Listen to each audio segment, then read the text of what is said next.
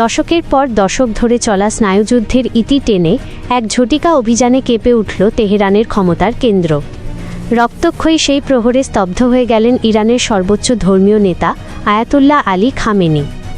আন্তর্জাতিক সংবাদ মাধ্যমের খবরে জানা যায়, মার্কিন ও ইসরায়েলি যৌথ বিমান হামলায় তার সুরক্ষিত আবাস গুঁড়িয়ে দেয়া হয়েছে। রবিবারের প্রথম প্রহরের এই আঘাত এমন নিখুঁতভাবে পরিকল্পিত ছিল যে নিরাপদ আশ্রয়ে সরে যাওয়ার সামান্য সুযোগও নাকি পাননি তিনি। গোপন বৈঠকে শীর্ষ উপদেষ্টাদের সঙ্গে অবস্থানের সময়টিকেই লক্ষ্যবস্তু হিসেবে বেছে নেওয়া হয়। সূক্ষ্ম গোয়েন্দা তথ্য ও সঠিক সময় নির্ধারণ ছিল পুরো অভিযানের মূল চাবিকাঠি।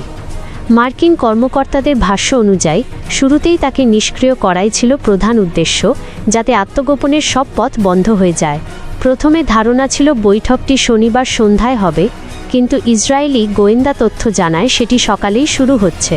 ফলস্বরূপ কয়েক ঘন্টা আগেই অভিযানের সময় এগিয়ে আনা হয়। তেহরানের উচ্চ সুরক্ষিত কমপ্লেক্স ধ্বংসের মধ্য দিয়ে ৪৬ বছরের শিয়াপন্থী শাসন ব্যবস্থার সামনে নেমে আসে এক সংকটময় অধ্যায়। এই হামলায় প্রাণ হারিয়েছেন প্রভাবশালী নিরাপত্তা ব্যক্তিত্ব আলিশম খানি এবং আইআরজিসি কমান্ডার মোহাম্মদ পাকপুর। তবে ধ্বংসস্তূপের ভেতর থেকে অলৌকিকভাবে বেঁচে গিয়ে সুপ্রিম ন্যাশনাল সিকিউরিটি কাউন্সিলের সচিব আলী রিজানি প্রতিশোধের ঘোষণা দিয়েছেন। খামেনির পরিবারের সদস্যরাও নাকি এই হামলায় নিহত হয়েছেন বলে ইরানি সংবাদ মাধ্যমে প্রচারিত হয়েছে।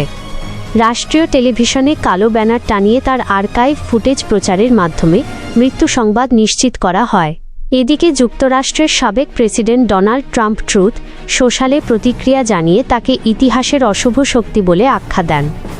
ওয়াশিংটনের মধ্যরাত আর তেহরানের দিনের আলোয় পরিচালিত এই হামলা এমন সময় ঘটে যখন মাত্র দুদিন আগে জেনেভায় ওমানের মধ্যস্থতায় আলোচনা ভেস্তে গিয়েছিল। সম্মিলিত এই আঘাতে তেহরানের শক্তিশালী নেতৃত্বে ইতি টানা হয়েছে বলে বিশ্লেষকদের ধারণা। খামেনির মৃত্যুকে ঘিরে পুরো ইরান এখন উত্তপ্ত। ইসলামিক রেভলিউশনারি গার্ড কর্পস তাদের টেলিগ্রাম বার্তায় কঠোর প্রতিশোধের হুমকি দিয়েছে। তারা একে ইমামের শাহাদাত আখ্যা দিয়ে ইতিহাসের ভয়াবহ পাল্টা অভিযানের সূচনার ইঙ্গিত দিয়েছে। দেশটি কার্যত অনিয়ন্ত্রিত সংঘাতের দ্বারপ্রান্তে দাঁড়িয়ে। একদিকে শোক আর ক্ষোভ, অন্যদিকে দীর্ঘদিনের অর্থনৈতিক সংকট ও বিক্ষোভে ক্লান্ত সাধারণ মানুষের মাঝে মিশ্র প্রতিক্রিয়া। গত কয়েক মাসেও সরকার বিরোধী আন্দোলন কঠোরভাবে দমন করা হয়েছিল। এখন রাষ্ট্রীয় সংবাদ মাধ্যমে তাকে বীরের মর্যাদায় তুলে ধরা হচ্ছে।